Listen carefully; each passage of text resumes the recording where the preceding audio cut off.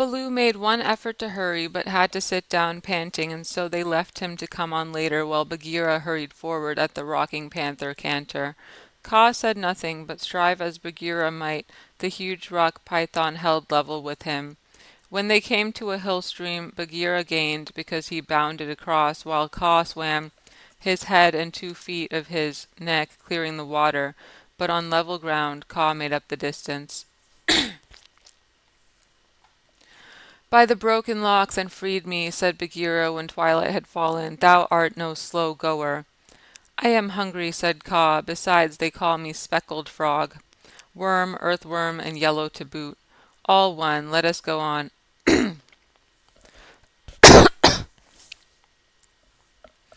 And Kaa seemed to pour himself along the ground, finding the shortest road with his steady eyes and keeping to it. In the cold lairs, the monkey people were not thinking of Mowgli's friends at all. They had brought the boy to the lost city and were very pleased with themselves for the time. Mowgli had never seen an Indian city before, and though this was almost a heap of ruins, it seemed very wonderful and splendid. Some king had built it long ago on a little hill. You could still trace the stone causeways that led up to the ruined gates, where the last splinters of wood hung to the worn, rusted hinges. Trees had grown into and out of the walls, the battlements were tumbled down and decayed, and the wild creepers hung out of the windows of the towers on the walls in bushy hanging clumps. A great roofless palace crowned the hill, and the marble of the courtyards and the fountains was split and stained with red and green, and the very cobblestones in the courtyard where the king's elephants used to live had been thrust up and apart by grasses and young trees. From the palace you could see the rows and rows of roofless houses that made up the city, looking like empty honeycombs filled with blackness, the shapeless block of stone that had been an idol in the square where the four roads met, the pits and dimples at street corners where the public wells once stood, and the shattered domes of temples with wild figs sprouting on their sides. The monkeys called the place their city and pretended to despise the jungle people because they lived in the forest. And yet they never knew what the buildings were made for, nor how to use them. They would sit in circles on the hall of the king's council chamber and scratch for fleas and pretend to be men, or they would run in and out of the roofless houses and collect pieces of plaster and old bricks in a corner, and forget where they had hidden them, and fight and cry in scuffling crowds, and then break off to play up and down the terraces of the king's garden, where they would shake the rose trees and the oranges in sport to see the fruit and flowers fall. They explored all the passages and dark tunnels in the palace and the hundreds of little dark rooms, but they never remembered what they had seen and what they had not, and so drifted about in ones and twos or crowds, telling one another that they were doing as men did. They drank at the tanks and made the water all muddy, and then they fought over it, and then they would rush together in mobs and shout. There are none in the jungle so wise and good and clever and strong as gentler as the Bandar log. Then all would begin again till they grew tired of the city and went back to the tree tops, hoping the jungle people would notice them. Mowgli, who had been trained under the law of the jungle, did not like or understand this kind of life. The monkeys dragged him into the cold lairs late in the afternoon, and instead of going to sleep, as Mowgli would have done after a long journey, they joined hands and danced about it and sang their foolish songs. One of the monkeys made a speech and told his companions that Mowgli's capture marked a new thing in the history of the Bandar log, for Mowgli was going to show them how to weave sticks and canes together as a protection against rain and cold. Mowgli picked up some creepers and began to work them in and out, and the monkeys tried to imitate, but in a very few minutes they lost interest and began to pull their friends' tails or jump up and down on all fours coughing. "I want to eat," said Mowgli. "I am a stranger in this part of the jungle. Bring me food or give me leave to hunt here." 20 or 30 monkeys bounded away to bring him nuts and wild pawpaws, but they fell to fighting on the road, and it was too much trouble to go back with what was left of the fruit. Mowgli was sore and angry as well as hungry, and he roamed through the empty city, giving the strangers' hunting call from time to time, but no one answered him, and Mowgli felt that he had reached a very bad place indeed. All that Baloo has said about the Bandar log is true, he thought to himself. They have no law, no hunting call, and no leaders. Nothing but foolish words and a little picking thievish hands. So if I am starved or killed here, it will be all my own fault. But I must try to return to my own jungle. Baloo will surely beat me, but that is better than chasing silly rose leaves with the Bandar log. But no sooner had he walked to the city wall than the monkeys pulled him back, telling him that he did not know how happy he was, and pinching him to make him grateful. He set his teeth and said nothing, but went with the shouting monkeys to a terrace above the red sandstone reservoirs that were half full of rainwater. There was a ruined summer house of white marble in the center of the terrace, built for queens dead 100 years ago. The domed roof had half fallen in and blocked up the underground passage from the palace by which the queens used to enter. But the walls were made of screens of marble tracery, beautiful milk-white fretwork, set with agates and cornelians and jasper and lapis lazuli, and as the moon came up behind the hill it shone through the open work, casting shadows on the ground like black velvet embroidery. Sore, sleepy, and hungry as he was, Mowgli could not help laughing when the Bandar log began, 20 at a time, to tell him how great and wise and strong and gentle they were, and how foolish he was to wish to leave them. "We are great, we are free, we are wonderful, we are the most wonderful people in all the jungle. We all say so, and so it must be true," they shouted. Now, as you are a new listener and can carry our words back to the jungle people, so that they may notice us in future, we will tell you all about our most excellent selves. Mowgli made no objection, and the monkeys gathered by hundreds and hundreds on the terrace to listen to their own speakers singing the praises of the Bandar log. And whenever a speaker stopped for want of breath, they would all shout together, "This is true, we all say so." Mowgli nodded and blinked and said yes when they asked him a question, and his head spun with the noise. "Tabaqui the Jackal must have bitten all these people," he said to himself, "and now they have the madness. Certainly this is Diwani, the madness. Do they never go to sleep? Now there is a cloud coming to cover that moon. If it were only a big enough cloud I might try to run away in the darkness, but I am tired." That same cloud was being watched by two good friends in the ruined ditch below the city wall, for Bagheera and Kaa, knowing well how dangerous the monkey people were in large numbers, did not wish to run any risks. The monkeys never fight unless they are 100 to 1, and few in the jungle care for those odds. "I will go to the west wall," Kaa whispered, "and come down swiftly with the slope of the ground in my favor. They will not throw themselves upon my back in their hundreds, but—" "I know it," said Bagheera. "Would that Baloo were here, but we must do what we can. When that cloud covers the moon I shall go to the terrace. They hold some sort of council there over the boy." "Good hunting," said Kaa grimly, and glided away to the west wall. That happened to be the least ruined of any, and the big snake was delayed a while before he could find a way up the stones. The cloud hid the moon, and as Mowgli wondered what would come next, he heard Bagheera's light feet on the terrace. The Black Panther had raced up the slope almost without a sound, and was striking. He knew better than to waste time in biting, right and left among the monkeys, who were seated round Mowgli in circles 50 and 60 deep. There was a howl of fright and rage, and then as Bagheera tripped on the rolling, kicking bodies beneath him, a monkey shouted, "There is only one here. Kill him! Kill!" A scuffling mass of monkeys, biting, scratching, tearing, and pulling, closed over Bagheera, while 5 or 6 laid hold of Mowgli, dragged him up the wall of the summer house, and pushed him through the hole of the broken dome. A man-trained boy would have been badly bruised, for the fall was a good 10 feet, but Mowgli fell as Baloo had taught him to fall, and landed light. "Stay there," shouted the monkeys, "till we have killed thy friend. Later we will play with thee, if the poison people leave thee alive." "We be of one blood, ye and I," said Mowgli, quickly giving the snake's call. He could hear rustling and hissing in the rubbish all around him, and gave the call a second time to make sure. "Down hoods all," said half a dozen low voices. "Every old ruin in India becomes sooner or later a dwelling place of snakes, and the old summer house was alive with cobras. Stand still, little brother, lest thy feet do us harm." Mowgli stood as quietly as he could, peering through the open work and listening to the furious din of the fight round the Black Panther, the yells and chatterings and scufflings, and Bagheera's deep hoarse cough as he backed and bucked and twisted and plunged under the heaps of his enemies. For the first time since he was born, Bagheera was fighting for his life. Baloo must be at hand. Bagheera would not have come alone, Mowgli thought. And then he called aloud, "To the tank, Bagheera! Roll to the water tanks, roll and plunge, get to the water." Bagheera heard, and the cry that told him Mowgli was safe gave him new courage. He worked his way desperately, inch by inch, straight for the reservoirs, hitting in silence. Then from the ruined wall nearest the jungle rose up the rumbling war shout of Baloo. The old bear had done his best, but he could not come before. "Bagheera," he shouted, "I am here. I climb. I haste. Ahuwora. The stones slip under my feet. Wait my coming, O most infamous Bandar log."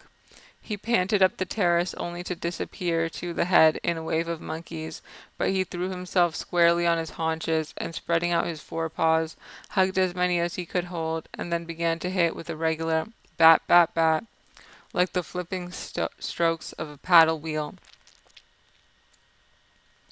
A crash and a splash told Mowgli that Bagheera had fought his way to the tank, where the monkeys could not follow. The panther lay gasping for breath, his head just out of water, while the monkeys stood 3 deep on the red stone steps, dancing up and down with rage, ready to spring upon him from all sides if he came out to help Baloo. It was then that Bagheera lifted up his dripping chin, and in despair gave the snake's call for protection. "We be of one blood, ye and I," for he believed that Kaa had turned tail at the last minute.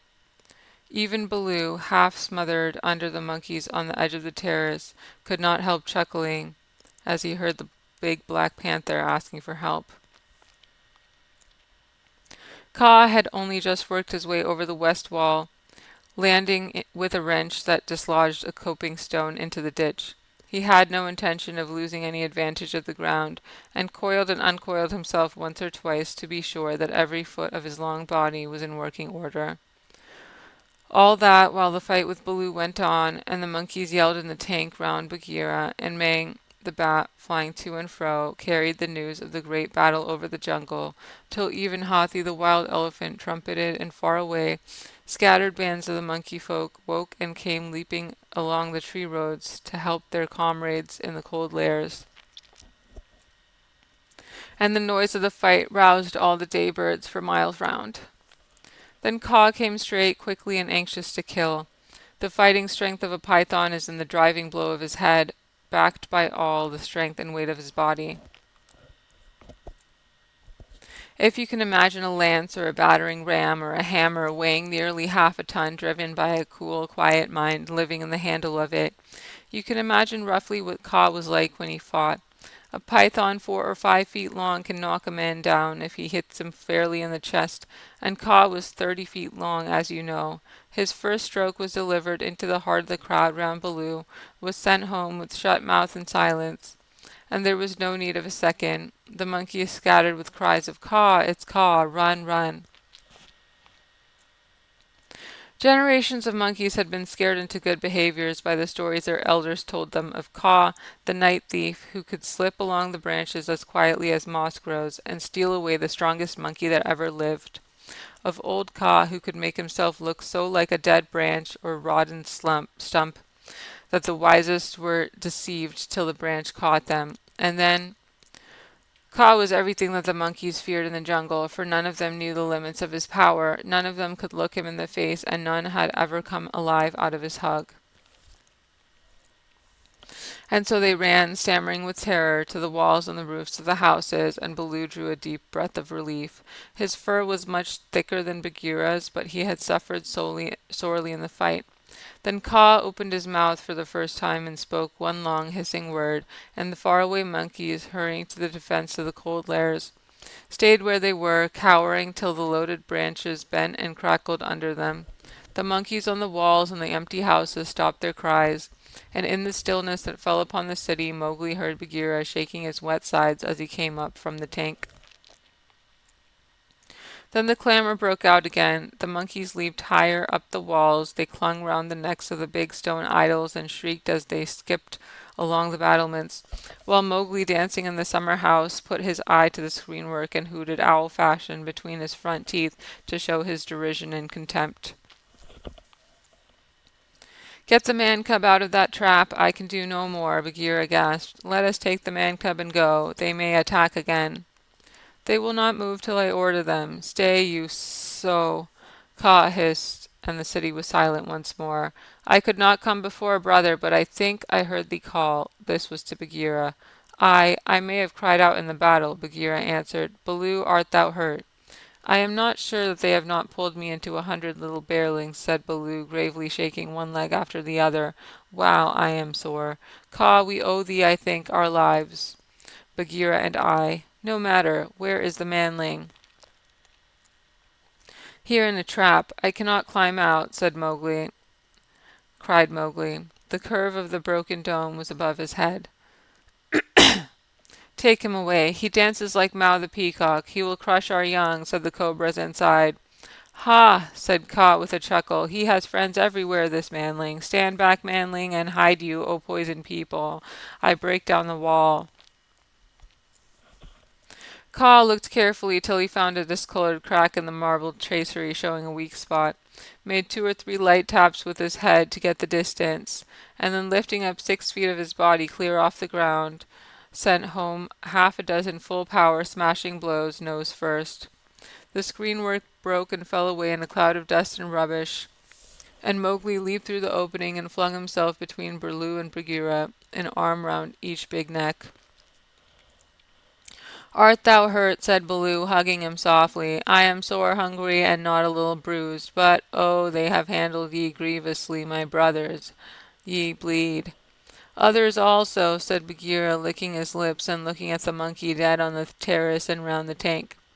It is nothing if thou art safe, O my pride of all little frogs," whimpered Baloo. "Of that we shall judge later," said Bagheera in a dry voice that Mowgli did not at all like. "But here is Kaa, to whom we owe the battle, and thou owest thy life. Thank him according to our customs, Mowgli." Mowgli turned around and saw the great python's head swaying a foot above his own. "So this is the manling," said Kaa. "Very soft is his skin, and he is not so unlike the Bandar-log. Have a care, manling, that I do not mistake thee for a monkey some twilight when I have newly changed my coat." "We be of one blood, thou and I," Mowgli answered. "I take my life from thee tonight. My kill shall be thy kill if ever thou art hungry, O Kaa." "All thanks, little brother," said Kaa, though his eyes twinkled. "And what may be so bold a hunter kill? I ask, and what may so bold a hunter kill? I ask that I may follow when next he goes abroad." "I kill nothing. I am too little, but I drive goats towards such as can use them. When thou art empty, come to me and see if I speak the truth. I have some skill in these." He held out his hands. "And if ever thou art in a trap, I may pay the debt which I owe thee, to Bagheera and to Baloo here. Good hunting to ye all, my masters." "Well said," growled Baloo, for Mowgli had returned thanks very prettily. The python dropped his head lightly for a minute on Mowgli's shoulder. "A brave heart and a courteous tongue," said he. "They shall carry thee far through the jungle, manling. But now go hence quickly with thy friends. Go and sleep, for the moon sets, and what follows it is not well that thou shouldst see." The moon was sinking behind the hills, and the lines of trembling monkeys huddled together on the walls and battlements looked like ragged, shaky fringes of things. Baloo went down to the tank for a drink, and Bagheera began to put his fur in order as Kaa glided out into the center of the terrace and brought his jaws together with a ringing snap that drew all the monkeys' eyes upon him. "The moon sets," he said. "Is there yet light to see?" From the walls came a moan like the wind in the tree-tops. "We see, O Kaa." "Good. Begins now the dance of the hunger of Kaa. Sit still and watch." He turned twice or thrice in a big circle, weaving his head from right to left. Then he began making loops and figures of 8 with his body, and soft, oozy triangles that melted into squares, and 5-sided figures and coiled mounds, never resting, never hurrying, and never stopping his low humming song. It grew darker and darker, till at last the dragging, shifting coils disappeared, but they could hear the rustle of the scales. Baloo and Bagheera stood still as stone, growling in their throats, their neck hair bristling, and Mowgli watched and wondered.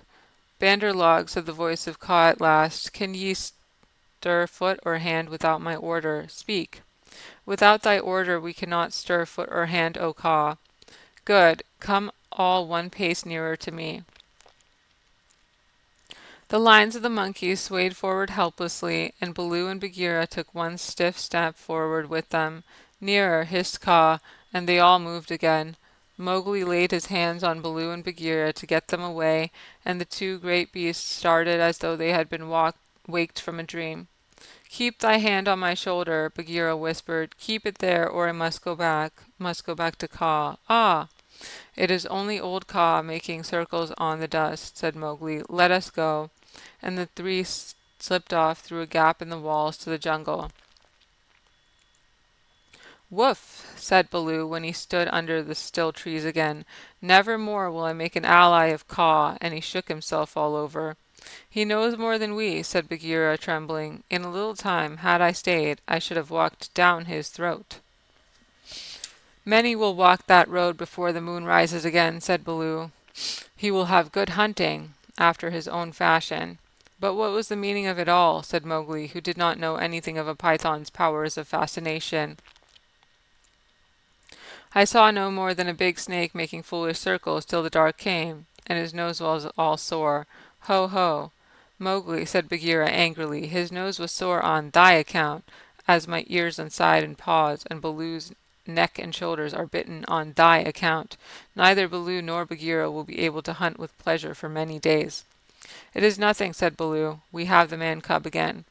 "True, but he has cost us most heavily in time, which might have been spent good in hunting, in wounds, in hair. I am half plucked along my back, and last of all in honor. For remember, Mowgli, I who am the Black Panther was forced to call upon Kaa for protection, and Baloo and I were both made stupid as little birds by the hunger dance. All this, man cub, came of thy playing with the Bandar log." "True, it is true," said Mowgli sorrowfully. "I am an evil man cub, and my stomach is sad in me." M.F. What says the law of the jungle, Baloo? Baloo did not wish to bring Mowgli into any more trouble, but he could not tamper with the law, so he mumbled, "Sorrow never states punishment, but remember Bagheera, he is very little." "I will remember, but he has done mischief, and blows must be dealt now. Mowgli, hast thou anything to say?" "Nothing. I did wrong. Baloo, and thou art wounded. It is just." Bagheera gave him half a dozen love taps. From a panther's point of view they would hardly have waked one of his own cubs, but for a 7-year-old boy they amounted to as severe a beating as you could wish to avoid. When it was all over, Mowgli sneezed and picked himself up without a word. "Now," said Bagheera, "jump on my back, little brother, and we will go home. One of the beauties of jungle law is that punishment settles all scores. There is no nagging afterward." Mowgli laid his head down on Bagheera's back and slept so deeply that he never waked when he was put down by Mother Wolf's side in the home cave. Road Song of the Bandar log. Here we go in a flung festoon, halfway up to the jealous moon. Don't you envy our pranceful bands? Don't you wish you had extra hands? Wouldn't you like if your tails were so curved in the shape of a Cupid's bow? Now you're angry, but never mind, brother, thy tail hangs down behind. Here we sit in a branchy row, thinking of beautiful things we know, dreaming of deeds that we mean to do, all complete in a minute or two, something noble and grand and good, won by merely wishing we could. Now we're going to, never mind, brother, thy tail hangs down behind. All the talk we ever have heard, uttered by bat or beast or bird, hide or fin or scale or feather, jabber it quickly and all together. Excellent, wonderful, once again. Now we are talking just like men. Let's pretend we are, never mind. Brother, thy tail hangs down behind. This is the way of the monkey kind. Then join our leaping lines that scumfish through the pines, that rocket by where, light and high, the wild grape swings. By the rubbish in our wake and the noble noise we make, be sure, we're going to do some splendid things.